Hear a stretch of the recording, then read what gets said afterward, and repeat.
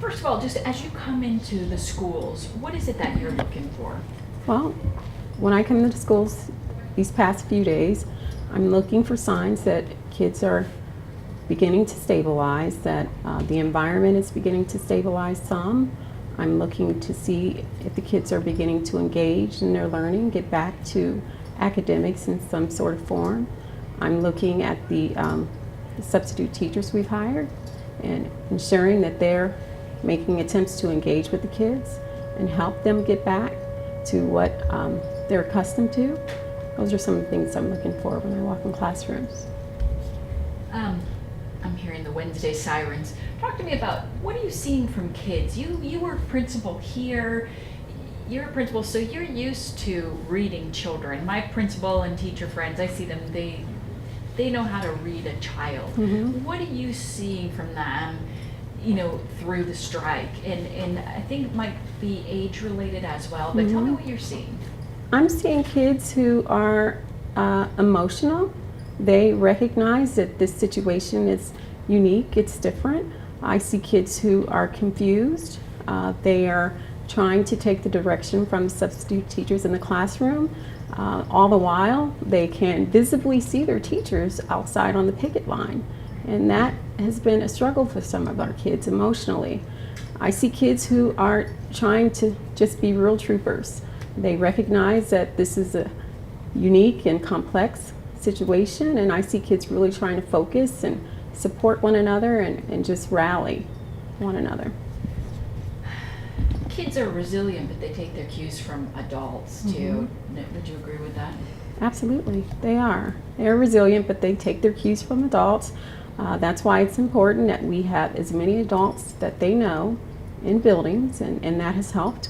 Our support staff has really been fantastic throughout the past few days, really going the extra mile to help kids stabilize and get back into a routine.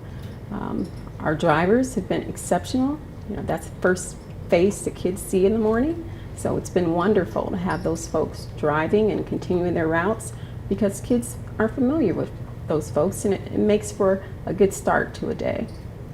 Well, you are tasked at leading this district right now. The school board is your boss, Sure. and they are working with the union to hammer out a contract.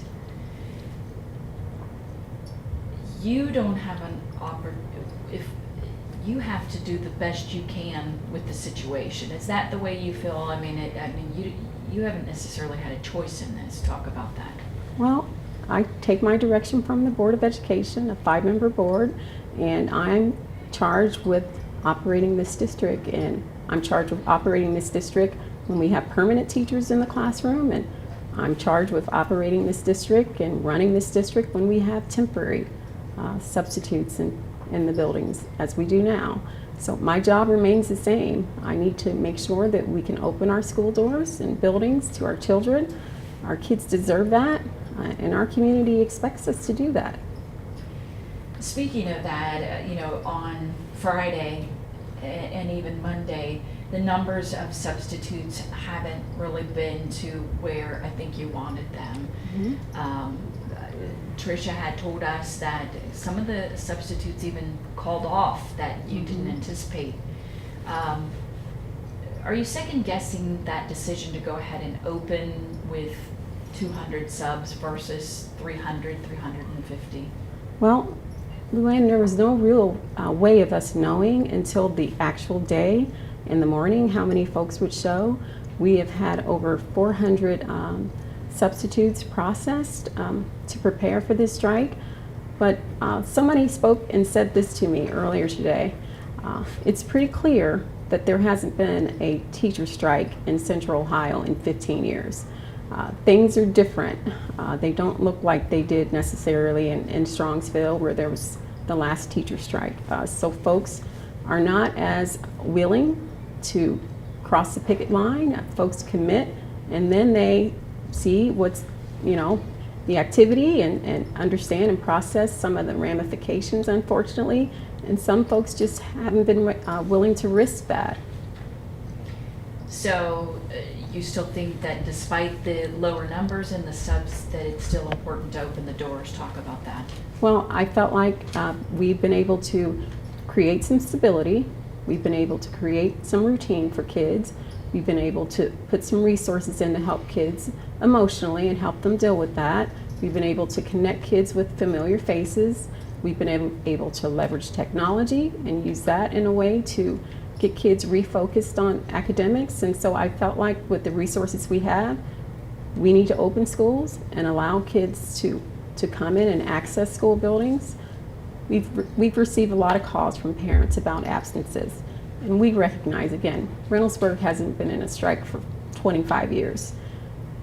Whereas we have to uphold the law, we certainly know, and we should say that we are going to provide amnesty for some families, and this is difficult. And we want kids to come back to school when they're ready, and not all kids are ready today. Let's clarify that a little bit. I think I know where you're going with it. I'm sure that, so many parents have said, we've seen the numbers, 50%, 56% attendance. Mm-hmm. So clearly there are some people who are holding their children at home for a variety of reasons, Mm-hmm. and everybody's child is different. Mm-hmm. Do you think it's a bad idea for parents to keep their kids at home? I think parents need to do what they think is good for their kids. That has been our mission at Reynoldsburg for over 25 years, and it's not going to change today because we're on a teacher strike. Kids are different. We all understand and recognize that, and some kids are more able to adjust to change than others, and we need to respect that, and we certainly are respecting that. So potentially then, I know you can have no more than 10 unexcused absences. Mm-hmm. So potentially if this goes beyond that 10, what would you recommend to the board to do for those families? Well, when this is over, we're going to be able to, sit down and process and take a look at our numbers and where kids missed and which buildings and for what reasons, and we'll make decisions about kids and families then. What's important to say right now is we want families to do what they're comfortable with, and we will work through the details at a later date. We're not looking to punish kids. We're looking to make kids comfortable and to reassure kids and families. And if folks are ready to come back today or tomorrow, that's fantastic. If it's going to take a few days, we recognize and respect that, and we will work with that at a later date. Are you comfortable with the quality of subs that you're getting, and talk about what you've seen, and some have actually been let go? Talk about that. Mm-hmm. Well, we've gotten a wide variety of subs, no different from a typical summer replacing teachers at turnover. We've received some real high quality subs, excellent subs that are former teachers. Some are teachers who just can't find jobs right now and who got right in there and able to work with kids and do a really good job. We've had a sub or two we've had to let go because they, for one reason or another, did not meet our expectations, and we didn't hesitate on that as we would any of our employees. We have a standard, and that standard's an expectation. It's not going to change just because we're in a teacher strike. Are you confident that all of these teachers have had criminal background checks before they get in the classroom? All of the subs that we have in buildings, we've worked with this company to ensure that subs have background checks in our district. All of the subs have BCI and federal background checks before they're processed and able to be used in the buildings. A couple of fights. We've seen fights at Livingston campus on Friday. Mm-hmm. Police presence again today. Talk to me about what you know about what's happened at Summit. I know that we have a crew there to see their patrol cars there. What can you tell me about that? And is that, I won't say normal operations, is it what we would consider part of sometimes things happen in a school, or is it something that is exacerbated by the emotions of this strike? I would say, Lu Ann, just because the adults are in a state of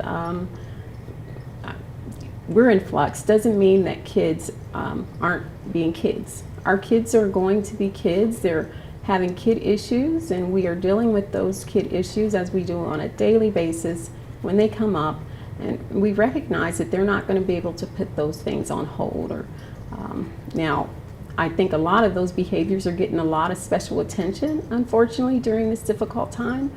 But I think it's unfair to expect kids to be able to shut off their emotions, shut off their disagreements, shut off the way that they, issues they've had with other folks. The fight today at Summit, I understand, was a fight that's been brewing for over a week. And although we don't encourage and condone fighting, we recognize that this strike is not going to make that all go away.